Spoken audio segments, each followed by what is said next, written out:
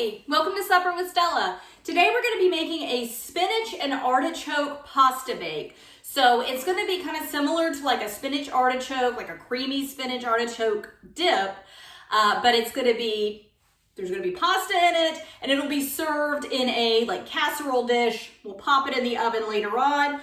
But the first thing that I want to do is actually address that it's not spinach. It's actually just greens. So I pulled some greens out of my garden this morning. The weather's getting hot and the bugs are kind of getting to them. So it's sort of the last hurrah for any kind of leafy greens this summer.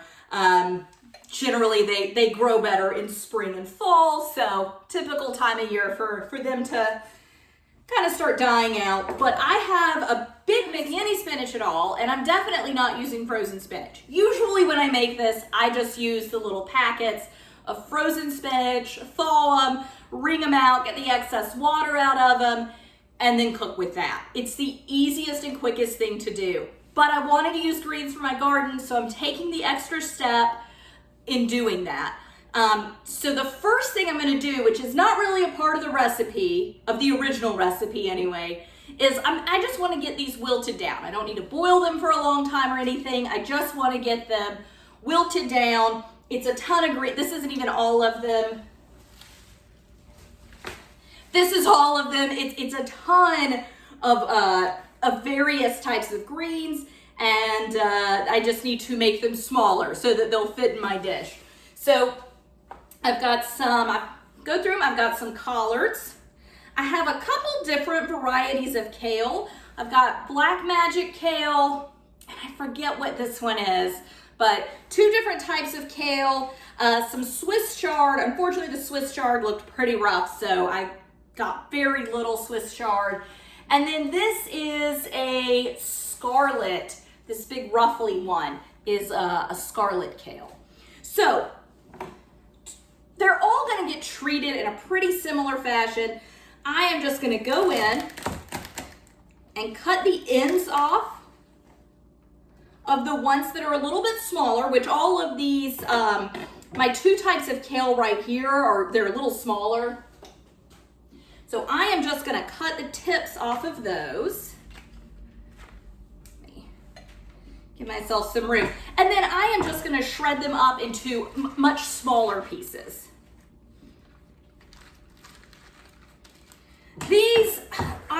These varieties, not even so much these varieties, but this size of kale, the stem isn't too tough to really work with yet.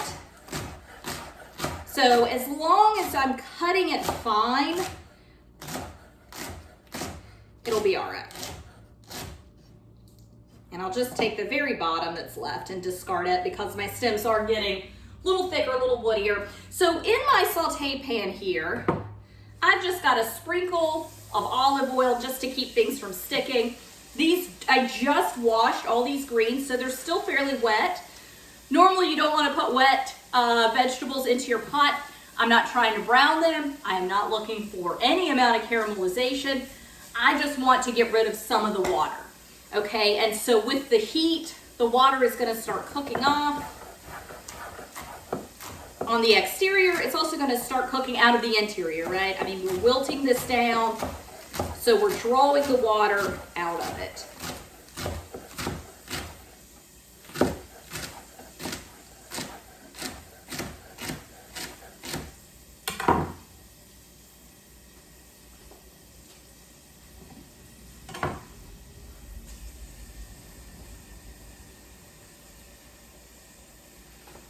Okay, so I'll get my collards, and you can kind of tell there's a tougher stem on the bottom of the collards. So I am just going to tear that stem out.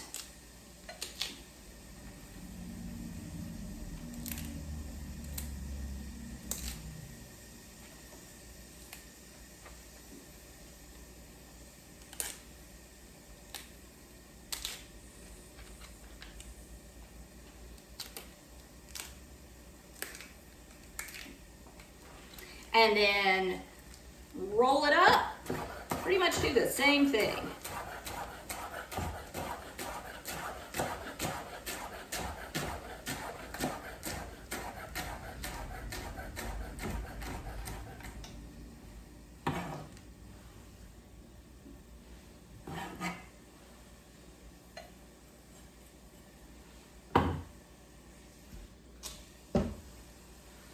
add a little salt in to help draw the water out. So Swiss chard, again, somewhat thicker stem, so I'm gonna do the same thing that I did with the collards. So just rip the stem out. Like I said, this Swiss chard is not, it's the end of it. It is not looking too hot. Looks better than what's still left in the garden, so probably time to pull it all out.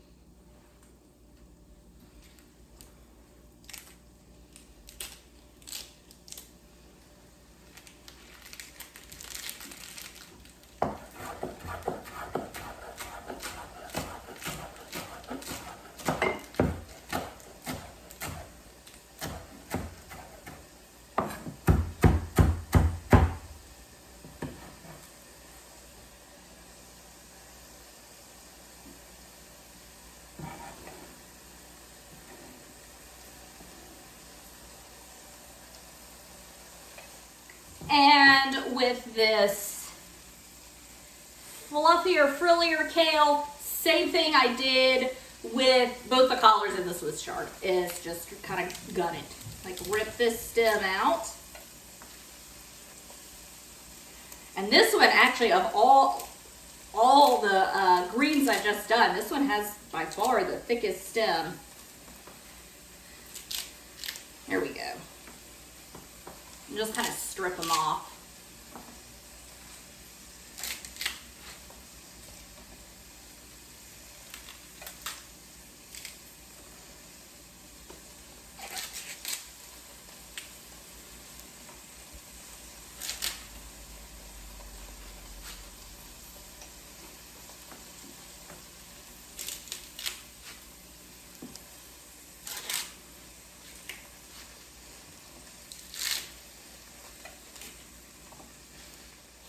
Okay, and then just do the best you can with this huge mound.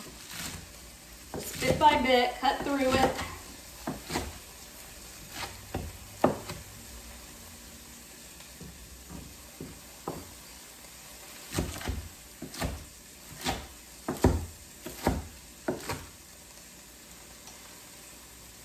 Oh, one was dinosaur kale. It was black magic kale and dinosaur kale. And then the scarlet, and those were the kales. And then Georgia collards, and whatever leftover Swiss chard seeds I had. It's kind of getting to the end, and I didn't label them in my garden. I believe most of what I just used was 4 tufts Swiss chard though.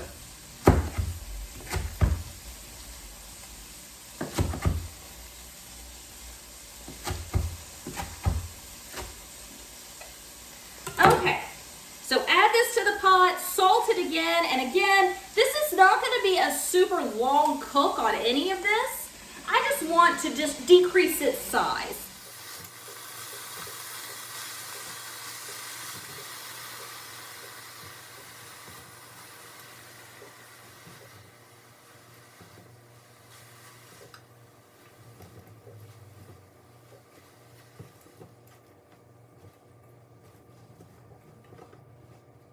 So my spinach is wilted down, or excuse me, my greens, various greens are wilted down to enough that I can work with. I'm fine with this.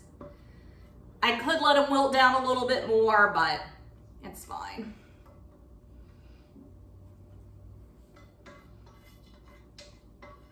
So I am going to use this pot again. So I'm just trying to scrape everything out, and I'll cut out any little bits with a paper. Okay, so now what I want to do is go ahead and make my cream sauce. So I'm going to take some butter and just get it melting. Might use a little bit of olive oil too, but I really want the flavor of the butter. And if I need a little more oil, I'll just use my olive oil. So melt the butter. It's going to use 1 onion and then 2 cloves of garlic.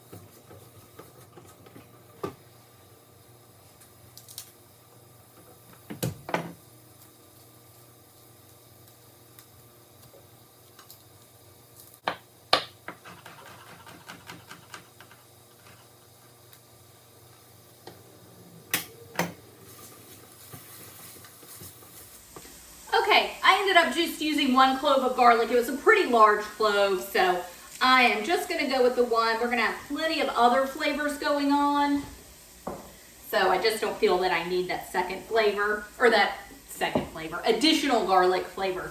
So just want my onions and garlic to kind of saute down, and they're over like a medium-low heat. So now I've got artichoke.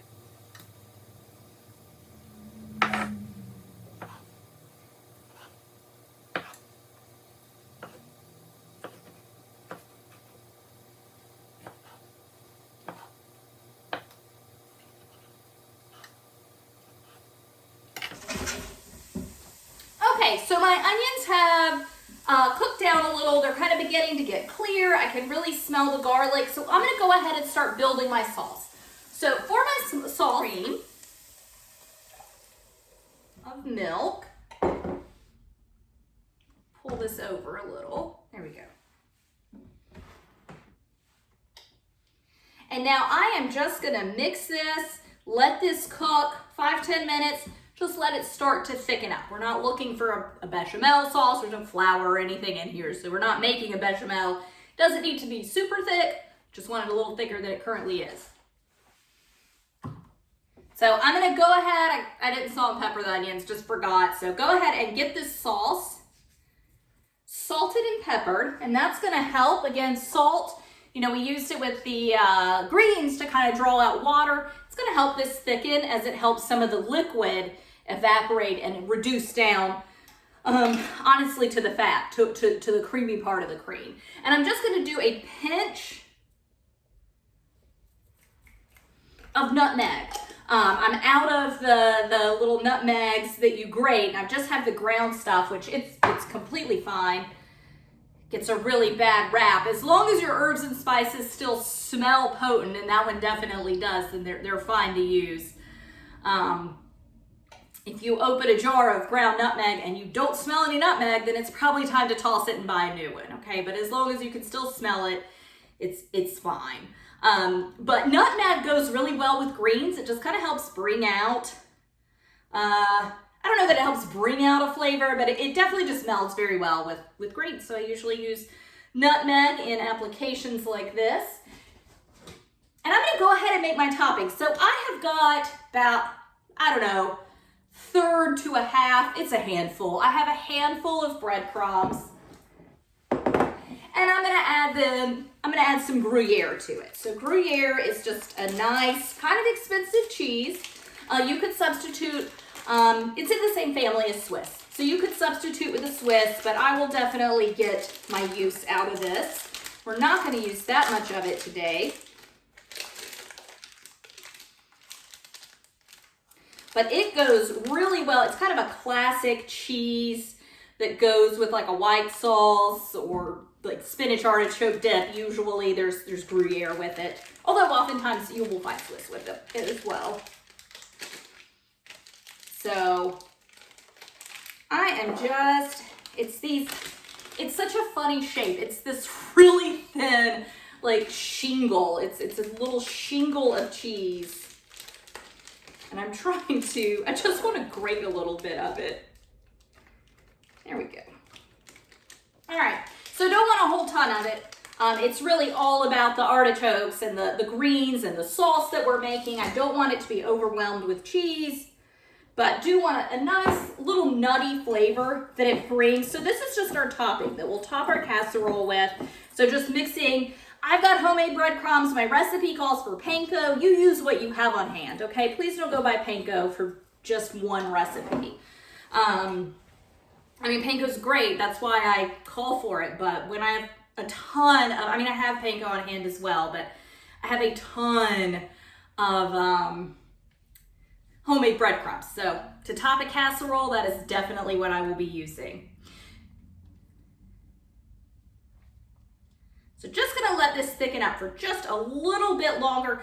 Always keep your eye on any kind of dairy, milk, half and half cream, whatever it is. It loves to boil over, so keep an eye on it. But I'm just gonna get things cleaned up a little bit and let this thicken up. Okay, so this has thickened up. I am gonna just add a little more flavor to it by adding about a 1/4 cup of sour cream. All right, so just gonna stir it up, let that sour cream melt. Then I'm gonna get the or I keep calling it spinach, but I'm gonna get our greens put in. All right, so I just wanna give these a toss in my cream sauce. And then I'm gonna get my artichokes and pasta in. I know I said this was a pasta bake, and I don't think I ever mentioned the pasta. So I've got about 8 ounces, so a ½ pound of pasta that I just boiled till al dente. And I'm gonna mix it in as well. I'm gonna turn my heat off. I am done cooking over the stove top. And so what I'll do is I'm gonna put this in probably a 2-quart dish.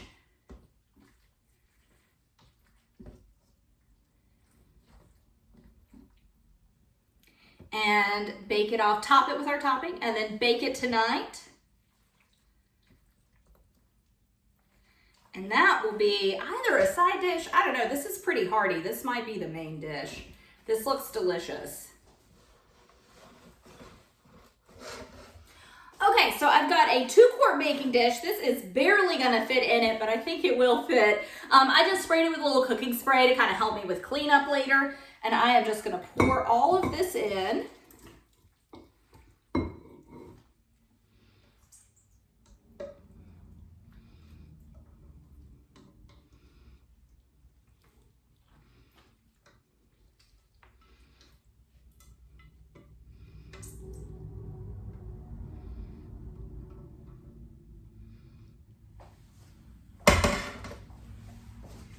All right, wow, that fit, that's amazing. I definitely thought I was gonna have to trade out my dish halfway through. It is so hard to eyeball the right dish size, but I got it. So, now our pasta, of course, is already cooked through. Everything in here is cooked. It is just going to meld and come together a little more and just be like, the sauce is gonna continue to thicken as it cooks, and hopefully it is gonna be deliciously reminiscent of the spinach artichoke dip. I'm gonna go ahead and top it with breadcrumbs, and then I'm not gonna cook it right now. I am gonna hold off and cook it later tonight for dinner, as I said before. But really looking forward to it, and I will show you what it looks like when we're done. But this is what it looks like right now. Oh, and one more thing, I will dot butter on the top of the breadcrumb mixture just to kind of help it brown a little bit more in the oven. That's something I forget to say sometimes, but make sure that you dot, when you're doing a breadcrumb mixture, dot it with butter. Drizzle some oil on it, pour melted butter on it, get a fat on top of it. It's kind of like when you're baking, you know, you're baking puff pastry, and you know, you brush like an egg wash on the exterior of it. It's getting some fat on it that kind of helps it brown up and makes it really nice and golden brown. So I will be doing that before I pop it in the oven. But thanks so much for joining me today. Bye.